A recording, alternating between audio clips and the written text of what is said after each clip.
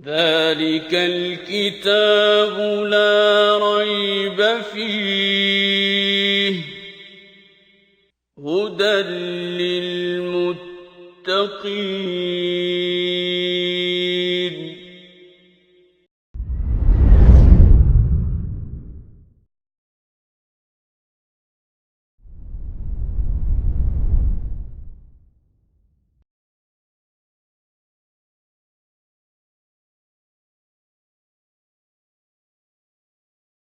جعل اللہ الکعبۃ البیت الحرام قیاما للناس،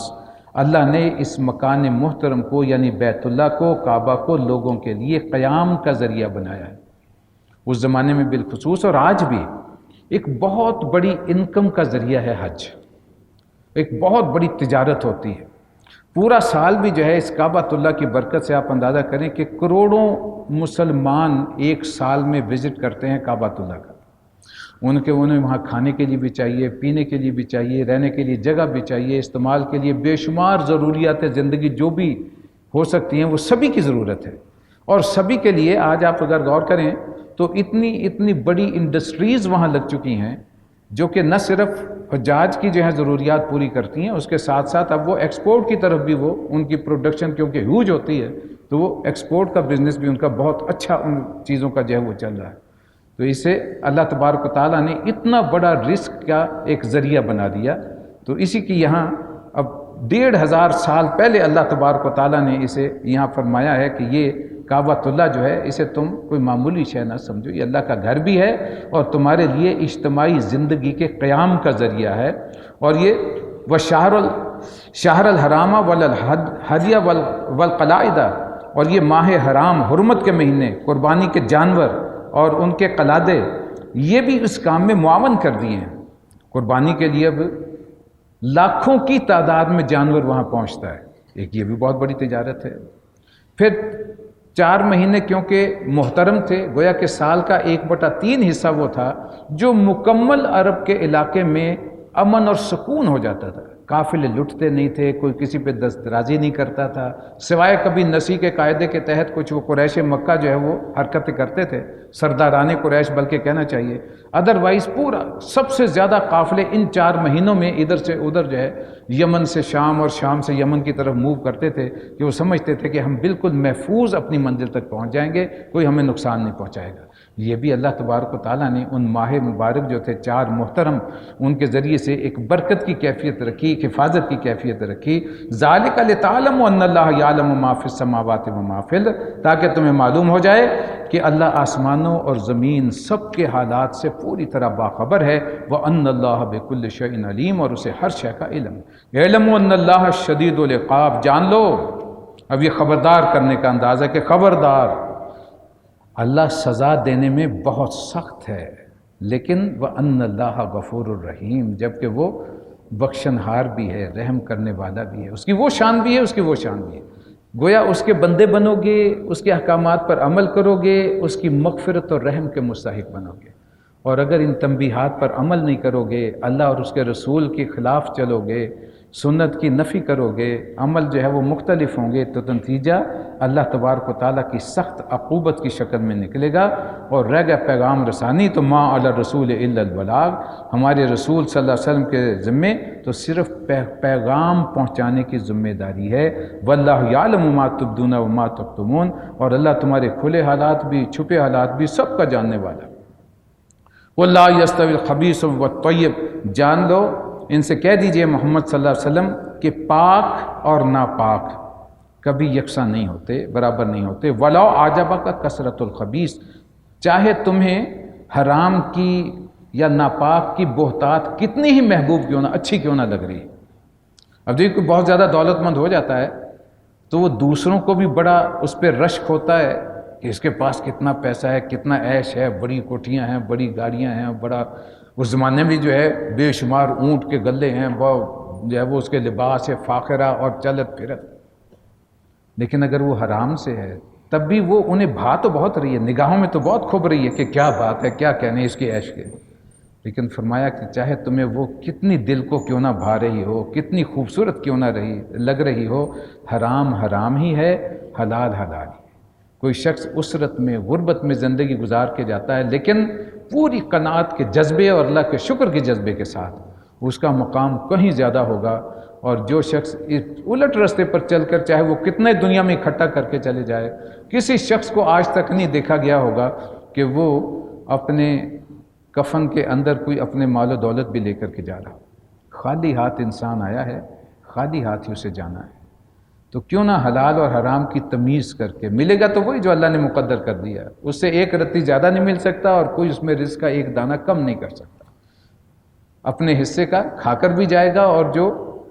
نصیب میں ہے وہ کما کر کے بھی جائے گا۔ بس اتنی سی بات ہے، اگر سمجھ میں آ جائے فاتقوا اللہ، تو پھر طرز عمل کیا ہونا چاہیے؟ اللہ سے ڈرو یا اولی الالباب، اے عقل و فکر رکھنے والو، لعلکم تفلحون، شاید کہ تمہیں فلاح نصیب ہو جائے۔ یا ایھا الذین آمنوا لا تسألوا عن اشیاء ان تبد لکم تسؤکم، اہل ایمان ایسی باتیں نہ پوچھا کرو، ایسے سوال نہ کیا کرو کہ اگر تم پر وہ ظاہر کر دیے جائیں تو تمہیں ناگوار ہوں۔ وَإِن تَسْأَلُوا عَنْهَا حِينَ تُنَزَّلُ القرآن، اور اگر تم پھر پوچھو گے جبکہ قرآن نازل ہو رہا ہے، تبدأ لکم، وہ تم پہ کھول دیے جائیں گے، عفا اللہ عنہا، اللہ تمہیں معاف کرے، واللہ غفور الرحیم، وہ درگزر کرنے والا اور بردبار۔ جیسے ایک موقع پر جب حج کی فرضیت کا حکم آیا تو نبی اکرم صلی اللہ علیہ وسلم نے اعلان کیا کہ حج تم پہ فرض کر دیا گیا۔ ایک صاحب اٹھے اور انہوں نے فوراً سوال کیا، یا رسول اللہ کیا ہر سال فرض ہے؟ آپ نے جواب نہیں دیا، منہ پھیر لیا۔ جس طرح منہ پھیرا وہ پھر اس طرف آ گیا، یا رسول اللہ کیا ہر سال فرض ہے؟ آپ نے پھر اجتناب کیا، منہ پھیر لیا۔ تیسری مرتبہ پھر اس نے سوال کیا، آپ نے کہا اللہ کے بندے، اللہ کا خوف کرو، اگر میرے منہ سے ہاں نکل جائے تو پھر ہر سال حج کرنا فرض ہو جائے گا۔ اور ایک صاحب نے تو انتہا کر دی، ایک مجلس میں بیٹھے ہوئے نبی اکرم صلی اللہ علیہ وسلم سے سوال کیا، یا رسول اللہ، اس پہ لوگ تان کیا کرتے تھے، اس کا میرا حقیقی باپ کون ہے؟ اب یہ اس قسم کے لا یعنی اور ایسے سوال تھے کہ اگر اس کا جواب اب اللہ کی طرف سے آ جائے تو وہ بہت ہی ناگوار گزرے گا، وہ شاید اسے پسند نہ ہو۔ تو اللہ نے فرمایا کہ ایسے لا یعنی سوال، ایسی چیزیں جو واقعتاً پوچھنے کی ضرورت ہو وہ تو پوچھو، لیکن لا یعنی قسم کے سوال، ایسے سوال جو ہے رسول صلی اللہ علیہ وسلم سے جبکہ قرآن نازل ہوا مت کیا کرو۔ قد سألها قوم من قبلکم، تم سے پہلے ایک قوم تھی جس نے اسی قسم کے سوال کیے تھے، نتیجہ کیا نکلا؟ ثم اصبحوا بها کافرین، انہی باتوں کی وجہ سے پھر وہ کفر میں مبتلا ہو گئے۔ یہ بنی اسرائیل کی طرف اشارہ ہے، اس لیے کہ وہ بال کی کھال اتارا کرتے تھے۔ ہم پڑھ چکے ہیں کہ گائے کی قربانی کے لیے جب انہوں نے حجتیں کی، سوال پہ سوال کہ گائے کیسی ہونی چاہیے، گائے کا رنگ کیسا ہونا چاہیے، اس کی نسل کیسی ہونی چاہیے، تو اللہ نے اس گائے تک پہنچا کے چھوڑا جس کو وہ دل سے قربان کرنا چاہتے ہی نہیں تھے، بچنا چاہتے تھے، وہی قربانی کروائی ان کے ہاتھوں۔ اگر پہلی مرحلے پر گائے کا حکم آیا، کوئی سی بھی گائے لے کر کے ذبح کر دیتے، اللہ کا حکم پورا ہو جاتا۔ ما جعل اللہ من بحیرۃ ولا صائبۃ ولا وسیلۃ ولا حام، اللہ نے نہ کوئی بحیرہ مقرر کیا ہے، نہ صائبہ، نہ وسیلہ، نہ حام۔ اس کے متعلق بہت سارے اختلافات ہیں، لیکن جو احادیث میں مختلف باتیں آئی ہیں ان کا نچوڑ جو کچھ مفسرین نے لکھا ہے میں آپ کو پڑھ کے سنا رہا ہوں۔ بحیرہ اس اونٹنی کو کہتے تھے جو 5 دفعہ بچے جن چکی ہو اور آخری بار اس کے ہاں نر بچہ پیدا ہو۔ ایک دوسری روایت میں ہے کہ اس کا دودھ ایسی اونٹنی جس کا دودھ جو ہے وہ بتوں کے لیے وقف کیا ہوا ہو، اسے پھر وہ ایسے چھوڑ دیتے تھے کھلا، جہاں سے مرضی کھائے، جہاں سے مرضی پیے، نہ اس پہ کوئی سواری کرتا تھا، نہ بردباری کا کام لیتا تھا، وہ کوئی بھی اس سے جو ہے بار برداری کا کام بھی نہیں لیتے تھے، سارا جو اس کا ایسے ہو جاتی جیسے کہ وہ کوئی مقدس شے ہے۔ اسی طرح صائبہ اس اونٹ یا اونٹنی کو کہتے تھے جسے کسی منت پورا ہونے پر، بیماری سے شفا ہونے پر یا کسی خطرے سے بچ جانے پر آزاد کر دیتے تھے، اس کے بھی پھر ایک تقدیس کا صورتحال پیدا ہو جاتی تھی۔ وسیلہ کرتے تھے، بکری کا بچہ اگر پہلا بچہ نر ہوتا تو وہ دیوتاؤں کے نام پہ ذبح کر دیا جاتا، اور اگر پہلی بار مادہ جنتی تو اسے اپنے لیے رکھ لیا جاتا۔ اگر وہ 2 بچے، ایک نر اور مادہ جن رہی ہے تو نر کو ذبح کرنے کی بجائے دیوتاؤں کے نام پر چھوڑ دیتے تھے اور اس کا نام وسیلہ ہے، یہ سواد کے ساتھ ہے آپ کے سامنے۔ اسی طرح حام جو ہے وہ ایسے اونٹ کو کہتے تھے جو سواری دینے کے قابل ہو جاتا تو اسے ایسے جس کا پوتا جو ہے وہ سواری دینے کے قابل ہو جاتا، اس بوڑھے اونٹ کو آزاد چھوڑ دیا جاتا تھا اور اسے حام کا نام دے دیا جاتا۔ اب یہ محض اوہام پرستی تھی، اپنے ہی طرف سے بنائے ہوئے ضابطے، اور انہیں سمجھتے تھے یہ بڑا پن کا اور خیر کا کام۔ اور اس کی اگر آپ نے جھلک دیکھنی ہو تو آج کے انڈیا میں جا کر کے دیکھ سکتے ہیں۔ وہاں بازاروں میں گائے اور بیل آپ کو ایسے گھومتے ہوئے ملیں گے، وہ دیوتاؤں کے نام پر جو ہیں وہ انہیں چھوڑ دیا گیا، ویسے بھی وہ کیونکہ گاؤ ماتا جو ہے اسے کہتے ہیں، ان کی پوجا بھی کرتے ہیں، ایک انتہائی تقدیس کا معاملہ ہے۔ اب وہ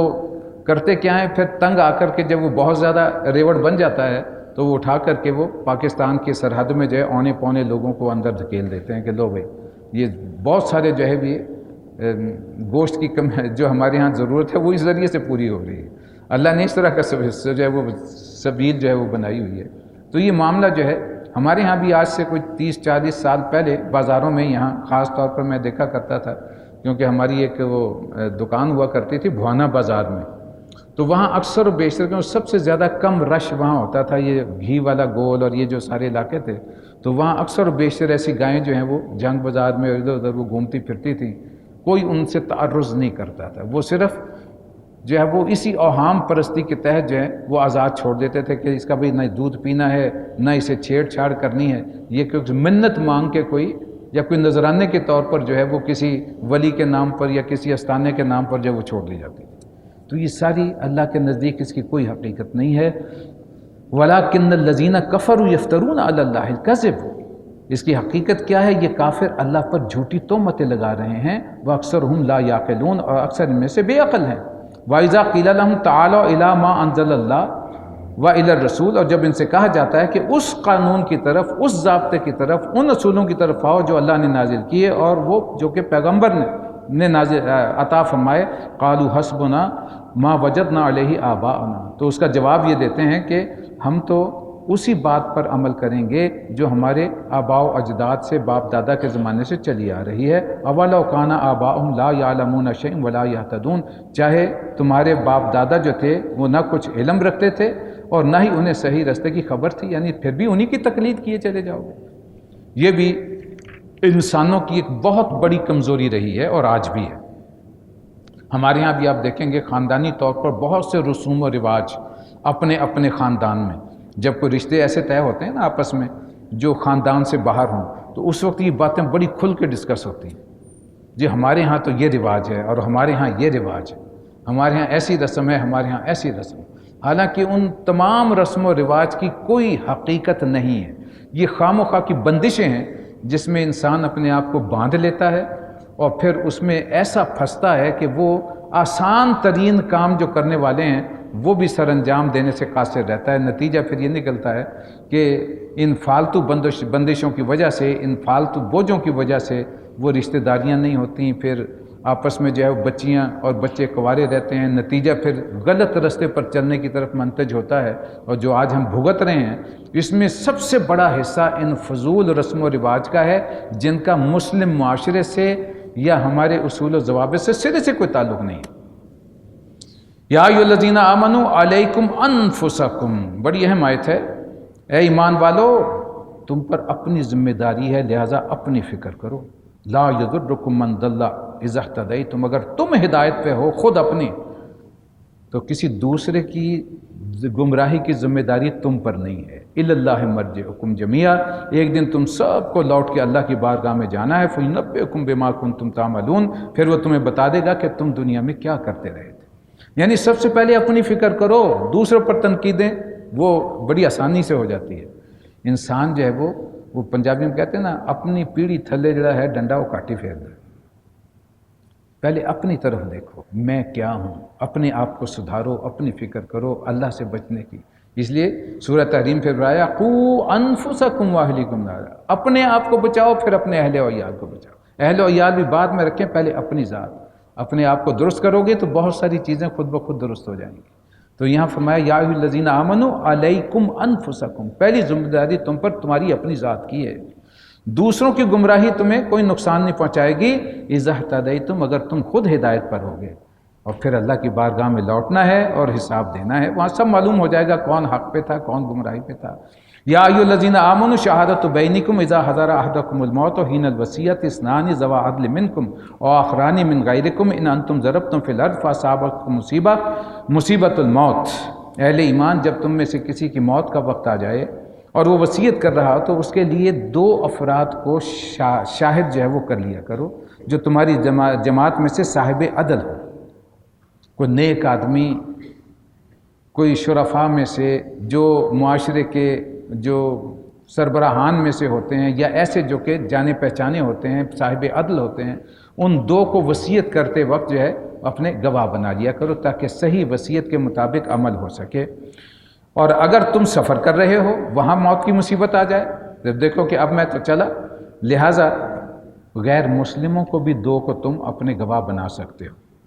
تحبسونہما من بعد الصلاۃ، اور جب موقع آئے اس وراثت کے تقسیم کرنے کا، کوئی شک پڑ جائے تو نماز کے بعد دونوں گواہوں کو مسجد میں بلا لو، فیقسمان باللہ، اور پھر وہ اللہ کی قسم کھائیں، ان ارتبتم لا نشتری بہ ثمنا ولو کان ذا قربا، اور وہ قسم کھا کر کہیں کہ ہم کسی ذاتی فائدے کے عوض شہادت بیچنے والے نہیں ہیں، نہ شہادت کو چھپانے والے ہیں، خواہ کوئی ہمارا رشتہ داری کیوں نہ ہو،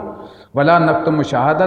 شہادت اللہ انا اذا لمن الآثمین، اگر ہم ایسا کریں تو ہم گناہ گار ہوں گے۔ فَإِنْ أُثِرَ عَلَىٰ أَنَّهُمَا اسْتَحَقَّا إِثْمًا فَآخَرَانِ يَقُومَانِ مَقَامَهُمَا مِنَ الَّذِينَ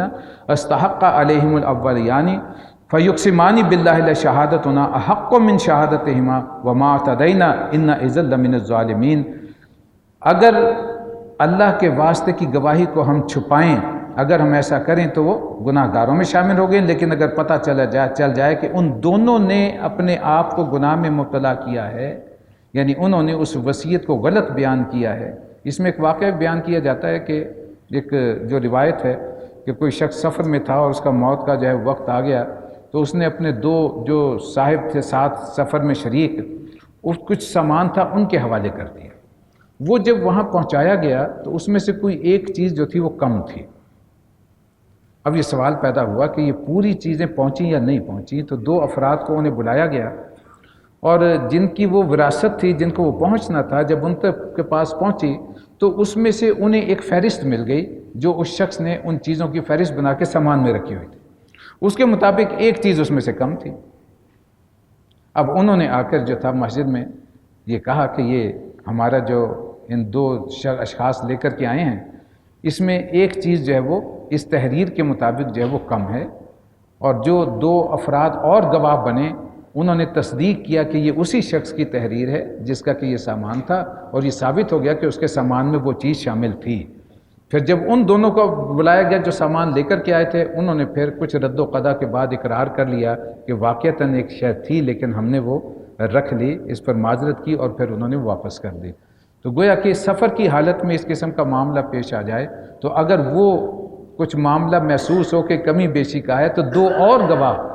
جو کہ صاحب عدل ہوں، جن کے متعلق معلوم ہو کہ یہ سچ بولنے والے ہیں، وہ گواہی دیں کہ نہیں ایسا معاملہ ایسے نہیں ہے بلکہ اس طرح سے ہے، تو اس پر عمل کیا جائے۔ وَمَا اعْتَدَيْنَا إِنَّا إِذًا لَمِنَ الظَّالِمِينَ، اور وہ یہ کہیں اپنی گواہی میں کوئی زیادتی نہیں کی، اگر ہم ایسا کریں گے تو ظالموں میں سے ہوگا۔ ذَلِكَ أَدْنَىٰ أَن يَأْتُوا بِالشَّهَادَةِ عَلَىٰ وَجْهِهَا،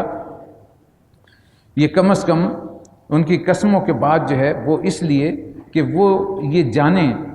کہ انہوں نے صحیح جو ہے وہ گواہی دی ہے، اور یہ خافوا ان ترد ایمان بعد ایمانہم، اور اس بات کا بھی انہیں ڈر ہو کہ اگر ان کی قسم کے بعد دوسری قسم سے ان کی تردید ہو گئی تو انہیں شرمندہ ہونا پڑے گا۔ یعنی کسی نے آ کے گواہی دی کہ یہ غلط کہہ رہے ہیں، اصل معاملہ ایسا ہے، تو جس نے پہلے آ کر کے گواہی دی تھی اسے پھر شرمندگی اٹھانی پڑے گی کہ راز تو سارا کھل گیا۔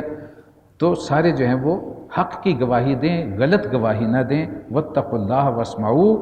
اللہ سے ڈرو اور سنو، واللہ لا یہدی القوم الفاسقین، اللہ فاسقوں کو کبھی رہنمائی دیا نہیں کرتا۔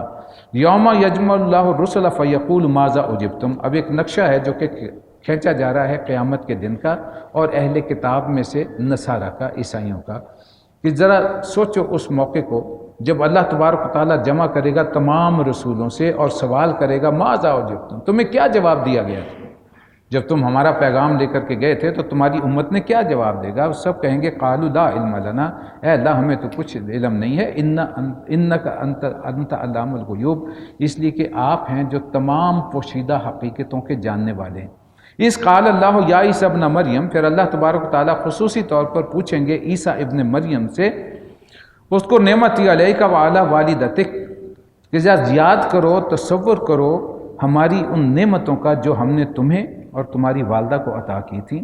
اذ ایدتک بروح القدس، اور تمہاری رہنمائی کی تھی، مدد کی تھی پاک روح کے ذریعے سے، یعنی جبریل علیہ السلام کے ذریعے سے، تکلم الناس فی المہد وکہلا، اور تمہیں ایسے ایسے معجزات دیے تھے کہ تم ماں کی گود میں بھی اور بڑی عمر کو پہنچ کر بھی لوگوں سے گفتگو کرتے تھے، خطاب کرتے تھے۔ وَإِذْ عَلَّمْتُكَ الْكِتَابَ وَالْحِکْمَةَ وَالتَّوْرَاةَ وَالْإِنْجِیلَ، اور ہم نے تمہیں کتاب اور حکمت سے نوازا تھا، یعنی تورات اور انجیل کی تعلیم بھی دی تھی۔ وَإِذْ تَخْلُقُ مِنَ الطِّينِ كَهَيْئَةِ الطَّيْرِ بِإِذْنِی، تم ہمارے حکم سے مٹی سے پرندہ بناتے تھے، فَتَنْفُخُ فِیہا، اور اس میں پھر پھونک مارتے تھے، فَتَکُونُ طَیْرًا بِإِذْنِی، تو ہمارے حکم سے اڑتا ہوا پرندہ بن جاتا۔ وَتُبْرِئُ الْأَکْمَحَ وَالْأَبْرَصَ بِإِذْنِی، اور تمہارے حکم سے ہماری ذریعے سے مادرزاد اندھے اور کوڑھی کو صحت مند کر دیتے تھے۔ وَإِذْ تُخْرِجُ الْمَوْتَى بِإِذْنِی، اور مردے کو قبر سے اٹھا کے کھڑا کر دیتے تھے ہمارے اذن سے۔ وَإِذْ كَفَفْتُ بَنِي إِسْرَائِيلَ عَنْكَ إِذْ جِئْتُهُم بِالْبَيِّنَاتِ، اور جن لوگوں نے بنی اسرائیل کے ہم نے تم سے ہاتھ روک دیے تھے، یعنی تمہیں بچا لیا تھا، حفاظت کی تھی، جبکہ آپ ان کے پاس سری نشانیاں یہ لے کر کے آئے تھے اور انہوں نے اسے ماننے سے انکار کر دیا تھا، بلکہ فقال الذین کفروا منہم، ان میں سے جنہوں نے کفر کیا تھا، نہیں مانا تھا، انہوں نے کہا کہ ان ھذا الا سحر مبین، یہ تو تم نے ہماری آنکھوں پر جادو کر دیا ہے، جادو کر کے دکھایا، یہ کوئی معجزات نہیں ہے۔ اسی پاداش میں کوشش کی تھی علماء یہود نے کہ وہ حضرت عیسیٰ علیہ السلام کو جو ہے وہ موت کی سزا دلوائیں،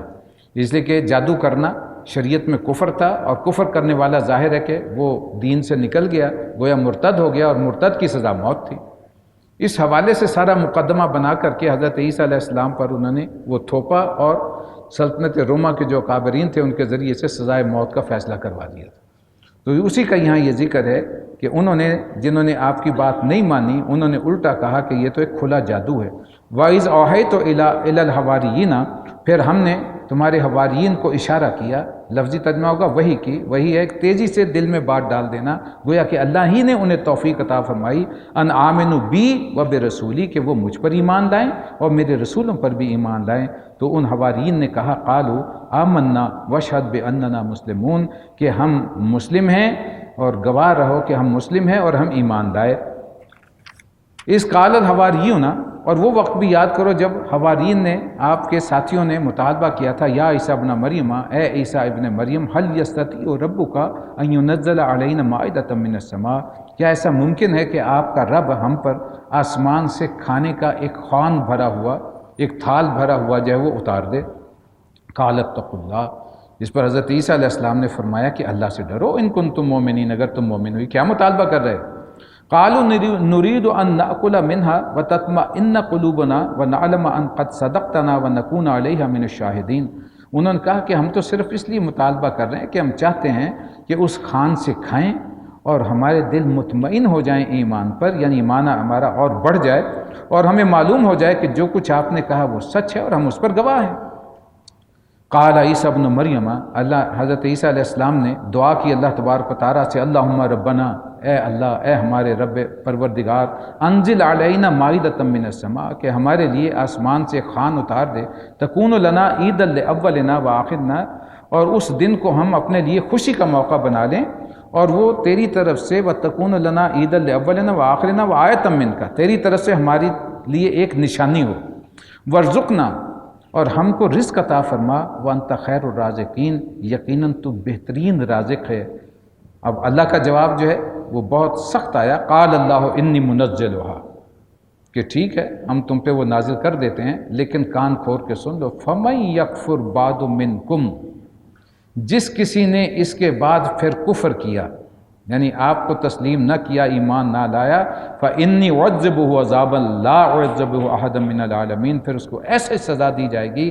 جس کی مثال کسی قوم کے عذاب کی دنیا میں پہلے سے موجود نہیں، سخت ترین عذاب میں مبتلا کی جائے گی۔ یہ موقع تھا، پھر حواریین نے جو ہے وہ توبہ کی اور وہ اس مطالبے سے دستبردار ہو گئے کہ اللہ ہم سے معاف کر دے، ہم ایسا آئندہ مطالبہ نہیں کریں گے۔ وَإِذْ قَالَ اللَّهُ يَا عِيسَىٰ ابْنَ مریم، پھر اللہ پوچھے گا عیسیٰ ابن مریم سے، أَأَنْتَ قُلْتَ لِلنَّاسِ اتَّخَذُونِي وَأُمِّيَ إِلَٰهَيْنِ مِن دُونِ اللَّهِ، اے عیسیٰ کیا تم نے لوگوں سے کہا تھا کہ اللہ کے سوا مجھے اور میری ماں کو بھی خدا بنا لو، الوہیت میں شامل کر لو؟ قال سبحانک، جواب دیں گے حضرت عیسیٰ علیہ السلام کہ اے اللہ تو پاک ہے، ما یکون لی ان اقول ما لیس لی بحق، میں وہ بات ہی کہتا تھا جس کا میں کیسے کہہ سکتا تھا جس کو کہنے کا مجھے حق ہی حاصل نہیں تھا، اس لیے کہ ان کنت قلتہ فقد علمت، اگر میں نے بفرض محال یہ کہی بھی ہوتی تو اللہ تجھ سے زیادہ جاننے والا کون ہے، تیرے علم میں تو ہوتا نا۔ تعلم ما فی نفسی، تو جانتا ہے جو کچھ کہ میرے دل میں ہے یا جو میں نے کیا وہ بھی تیرے علم میں، ولا عالم ما فی نفسک، میں نہیں جانتا تیرے جی میں کیا ہے، انک انت علام الغیوب، یقیناً تو ہر شے کا غیب کا جاننے والا ہے۔ ما قلت لہم الا ما امرتنی بہ، میں نے تو ان تک وہی پیغام پہنچایا تھا، وہی کچھ کہا تھا جس کا تو نے مجھے حکم دیا تھا، اور وہ کیا تھا؟ ان اعبدوا اللہ ربی و ربکم، میں نے انہیں صرف یہ کہا تھا کہ عبادت کرو اللہ کی جو تمہارا رب بھی ہے جو میرا رب بھی ہے، وکنت علیہم شہیدا ما دمت فیہم،